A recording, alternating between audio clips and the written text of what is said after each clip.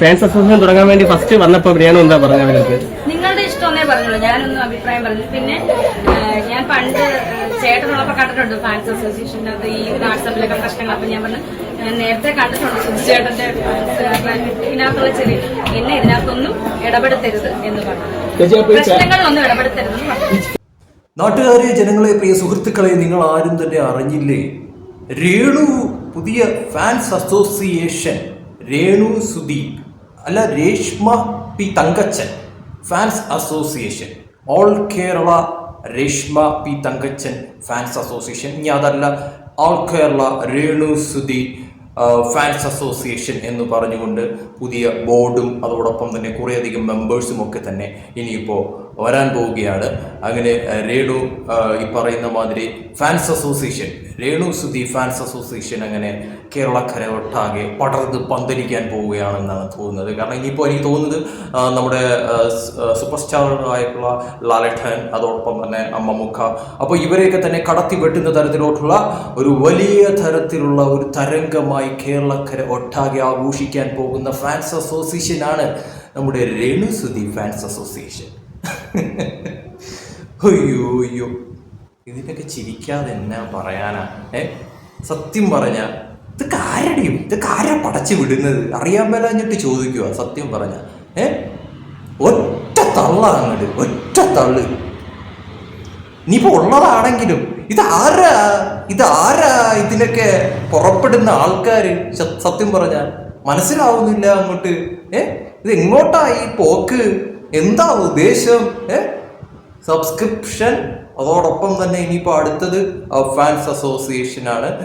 എല്ലാ നല്ലവരായിട്ടുള്ള മലയാളികളും അതിൽ ആണെന്നോ പെണ്ണെന്നോ വ്യത്യാസമില്ല, എല്ലാവർക്കും രേണുവിൻ്റെ ഫാൻസ് അസോസിയേഷനിൽ മെമ്പർഷിപ്പ് കിട്ടുന്നതാണ്. സോ ആരെങ്കിലും എടുക്കാനായിട്ടുണ്ടെങ്കിൽ കോൺടാക്ട് ചെയ്യുക, രേണുവായിട്ട് കോൺടാക്ട് ചെയ്യുക. അല്ലെങ്കിൽ രേണുവുമായിട്ട് ബന്ധപ്പെട്ട് ഫാൻസ് അസോസിയേഷൻ്റെ സെക്രട്ടറി ആയിരുന്നോ പ്രസിഡന്റ് ആയിരുന്നോ ഒന്നും തന്നെ പറഞ്ഞിട്ടില്ല. ഇനിയിപ്പോൾ ചിലപ്പോൾ ഇനി അവർ തുടങ്ങിയതിന് ശേഷം ഒഫീഷ്യലായിട്ട് അനൗൺസ്മെന്റ് ഒക്കെ വരുമായിരിക്കും. ചിലപ്പോൾ രേണുവിൻ്റെ ഇൻസ്റ്റാഗ്രാം പേജിലൂടെ ആയിരിക്കാം ചിലപ്പോൾ അതൊക്കെ അറിയിക്കുന്നത്. എന്തായാലും നമുക്ക് കാത്തിരിക്കാം. എന്തെല്ലാം തരത്തിലുള്ള ദുരന്തങ്ങൾ നമ്മൾ കാണുന്നു. ഇനിയിപ്പോൾ ഈ പറയുന്ന മാതിരി പലതരത്തിലുള്ള ദുരന്തങ്ങൾ നമ്മളിങ്ങനെ കണ്ടുകൊണ്ടിരിക്കുന്നു. ഇനിയിപ്പോൾ അടുത്ത ഒരു ദുരന്തവും കൂടി ചിലപ്പോൾ നമുക്ക് ഇനി താമസിയാതെ കാണേണ്ടി വരും. അതായിരിക്കാം ചിലപ്പോൾ ഇനിയിപ്പോൾ ഫാൻസ് അസോസിയേഷൻ എന്ന് പറഞ്ഞുകൊണ്ടുള്ള ഒരു പുതിയ ഒരു സംഭവ വികാസം എന്നാണ് എനിക്ക് തോന്നുന്നത്. എന്തായാലും കൊള്ളാടെ, ഇതൊന്നും പോരാ, ഇനി ഇതൊക്കെ മേലെ ഇനിയിപ്പോൾ ഒരു ഫാൻസ് അസോസിയേഷനും കൂടെ തുടങ്ങുകയാണ്.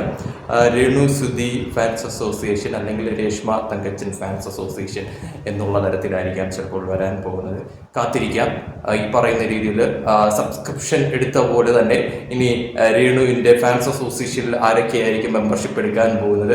ലാലേട്ടനും അതോടൊപ്പം തന്നെ മമ്മൂട്ടിയൊക്കെ തന്നെ കടത്തി വെട്ടുന്ന തരത്തിലുള്ള ഫാൻസ് മെമ്പേഴ്സ് അതിനുള്ളിൽ ചേരുമോ ഇല്ലയോ എന്നൊക്കെ നമുക്ക് കാത്തിരുന്ന് കാണേണ്ടത് വളരെയധികം അനിവാര്യമായിട്ടുള്ള ഒരു കാര്യം തന്നെയാണ്. കാരണം കേരളക്കരയിൽ ഇപ്പോൾ വലിയ തോതിൽ തരംഗമായി മാറിക്കൊണ്ടിരിക്കുന്ന, അത്രത്തോളം എല്ലാവർക്കും ഇടയിൽ എന്താ പറയുക ഭയങ്കര സംഭവമായി മാറിക്കൊണ്ടിരിക്കുന്ന രേണുവിനെ സംബന്ധിച്ചിടത്തോളം വളരെ അത്യാവശ്യമാണ് ഒരു ഫാൻസ് അസോസിയേഷൻ തുടങ്ങുക എന്നുള്ളത്.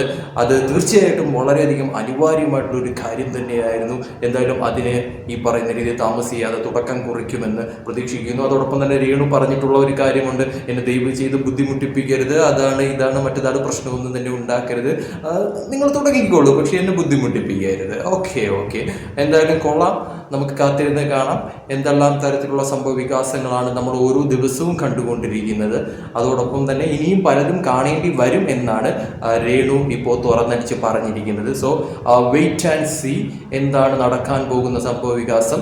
അതോടൊപ്പം തന്നെ ഇനി എന്തെല്ലാം തരത്തിലുള്ള കാര്യങ്ങൾ പൊട്ടിപ്പുറപ്പെടുവിക്കാനായിട്ടുണ്ട്, അതോടൊപ്പം തന്നെ കാണാൻ കിടക്കുന്നു. നമുക്ക് നോക്കാടെ. പലതരത്തിലുള്ള സംഭവ വികാസങ്ങൾ നമ്മളിപ്പോൾ ഓരോ ദിവസവും കണ്ടുകൊണ്ടിരിക്കുകയല്ലേ. അപ്പോൾ ഇനിയും കാണേണ്ടി വരും. കാണണം.